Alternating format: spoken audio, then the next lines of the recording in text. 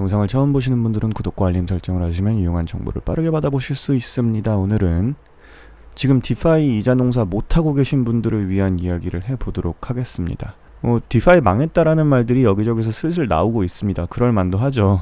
가격 떨어졌고 TVL이라고 하죠. 그 전체적인 디파이에 묶여있는 돈들 이것도 내려가고 있으니까 그럴 만도 한데 그런 걸 떠나서 일단 외부적으로 보이는 이미지가 여기저기에서 이제 온갖 음식 메타가 난무했습니다. 그렇게 보실 수도 있겠다라는 생각을 저도 합니다. 근데 제가 오늘 하려는 이야기를 드리기 전에 앞서서 푸드 스캔 메타 중에 얌 있잖아요. 이 푸드 메타의 첫 스타트를 끄는 게 얌인데 저는 이 얌을 스캠이라고 생각하지 않습니다. 누가 저한테 얌 스캠이라고 하시는데 저는 그렇게 생각을 안 해요. 저도 얌 농사에 참여를 하고 있었지만 사실 크게 손해본 게 없어요. 그리고 지금 얌 버전 2로 마이그레이션 된 다음에 오히려 갖고 있던 얌은 가격이 올랐거든요. 얌은 그냥 버그로 인해서 서비스에 문제가 생긴 거지 이걸 스캠이라고 보기에는 좀 어려운 게 얌에서 제공하는 풀에서 그냥 얌전히 농사만 지으신 분들은 사실 크게 타격을 입을 만한 이유는 없었습니다. 그리고 이 문제가 생겼을 때 개발 그룹에서 문제가 생기자마자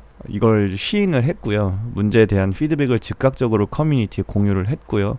공론화 시켰죠. 그리고 현재 얌 버전 2를 완료를 했고 기존에 갖고 있던 이 얌 버전 1을 이제 얌 버전 2로 마이그레이션을 해줬습니다.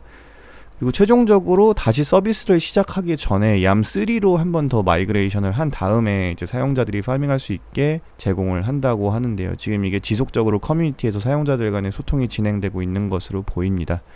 그래서 얌은 저는 서비스가 다시 개시되면 들어갈 생각인데요. 결론적으로 지금 어느 정도 음지에서 양지로 나오고 있다라고 판단이 되는 푸드 메타의 첫 스타트로 바로 얌과 바로 다음 타자 스시는 방향성을 잘 잡고 있다고 생각을 하는데 그 이후에 나왔던 것들이 좀 문제가 많은 것 같습니다. 스파게티, 핫도그, 김치, 갓김치, 소주 이런 것들 있잖아요. 이거는 좀 그쵸, 문제가 많죠.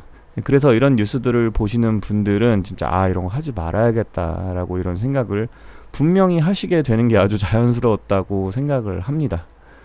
스캠이 워낙 많기도 했고 유니스왑 풀에 참여해서 그 유동성 풀 토큰을 다시 스테이킹해서 파밍을 한다라는 그 개념 자체가 익숙하지 않으신 분들은 더더욱이 어려워서 접근성이 좋지 않았을 거라고 생각을 하는데요.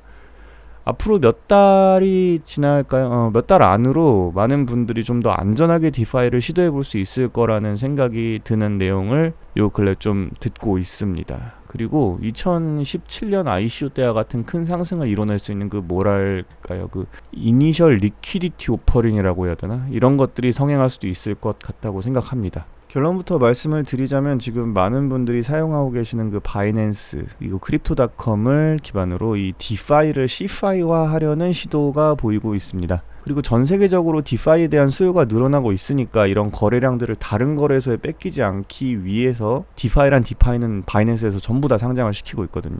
전 세계 1위 거래를 자랑했던 탈중앙거래소인 유니스왑의 독주를 막기 위해서 비스왑이라는 것도 런칭을 했고요. 특정 토큰을 파밍할 수 있게 해주는 바이낸스 런치풀이라는 것도 만들어졌습니다. 이건 마치 스시스왑이라던가 얌 같은 서비스를 겨냥해서 만든 거죠. 바로 전에 트론에서도 이런 형태를 견지하기 위해서 저스트스왑에서의 풀 서비스라던가 선 마이닝을 진행하기도 했는데요.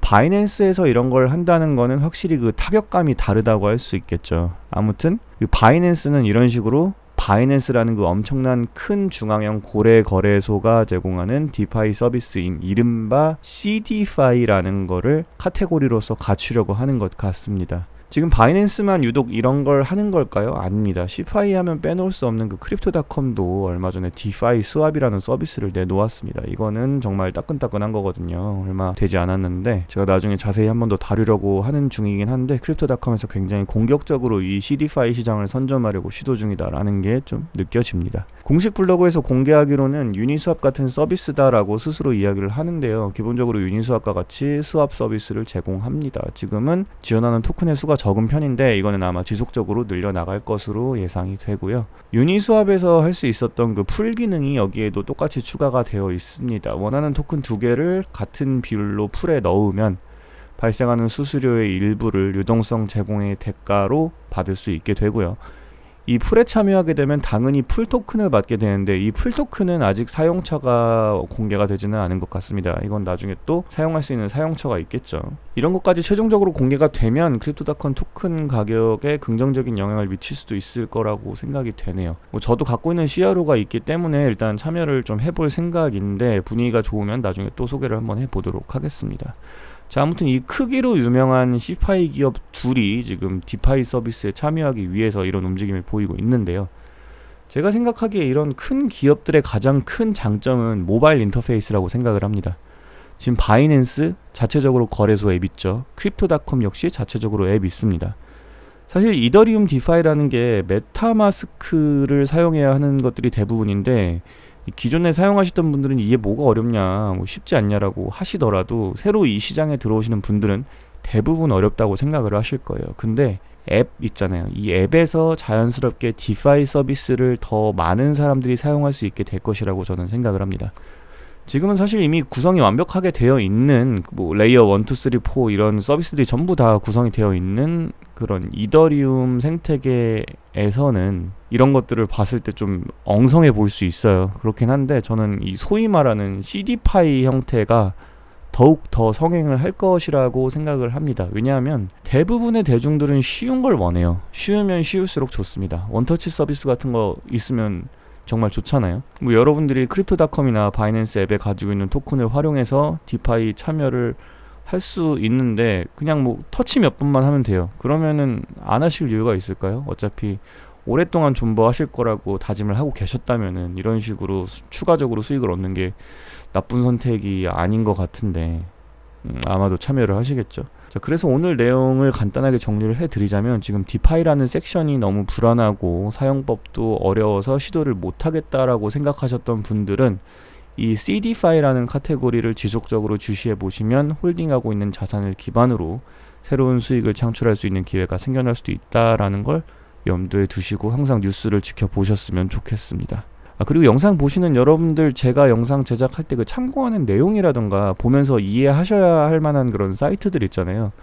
이런 거는 영상 하단 더보기란 아래쪽에 참고자료라고 해서 제가 적어 놓습니다. 항상. 그래서 여러분들이 뭔가 궁금한 게 있거나 더욱더 리서치를 해보고 싶으신 분들이 있다면은 영상 더보기란에 참고자료를 꼭 확인을 해 주시기 바랍니다. 자, 오늘 거대 CeFi 기업들의 디파이 견제라는 주제에 대해서 이야기해 보았습니다. 여러분들의 생각은 어떠신가요? 여러분들이 벤틀리 타시길 기원합니다. 감사합니다.